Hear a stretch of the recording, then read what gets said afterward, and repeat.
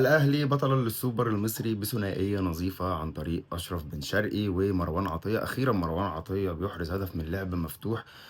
كان بقاله سنتين من ساعة ما جه الأهلي عمال يشوط من بره ال 18، ولكن النهارده ربنا بيوفقه وبيكرمه بجول في حدث مهم زي السوبر المصري بجون حلو جدا. كمان طاهر عمل مجهود، وزي ما بنهاجم طاهر لازم نقول النهارده إن هو لما نزل كان عامل حركة حلوة جدا وبيحافظ على كورته كويس، وعمل شغل كده يعني لما نزل بالكورة.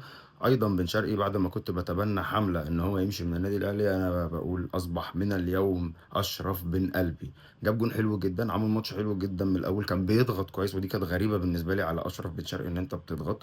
أعتقد مكسب مهم جدًا للنادي الأهلي والتُرُب بالذات. طبعًا مبدئيًا أو في الأول يعني hard luck للزمالك وجمهور نادي الزمالك. أحمد عبد الرؤوف لعب تشكيلة غريبة جدًا هنبقى نتكلم فيها في حلقات يعني. ولكن تُرُب يقدر يبني على المكسب بالسوبر ده إن هو يبتدي بقى، يعني خلاص أعتقد هو كده فِهِم الدنيا فيها إيه، وفِهِم اللعيبة مين اللي ممكن يدّيه في الماتشات التقيلة والأوقات الصعبة، ومين اللي ما يقدرش يدّيه، ومين اللي لا غنى عنه في الملعب، ومين اللي ممكن تمشّيه عادي. أعتقد خلاص هو فِهِم. يقدر يكسب مستريّح في الدوري، يقدر يكسب في أفريقيا مستريّح مع الصفقات اللي هتحصل في يناير. فإن شاء الله أعتقد السنة هتختلف شوية والموسم هيختلف شوية مع النادي الأهلي بعد المكسب بالسوبر المصري. مبروك تاني للنادي الأهلي، ومبروك لجمهور النادي الأهلي، وhard luck لجمهور نادي الزمالك.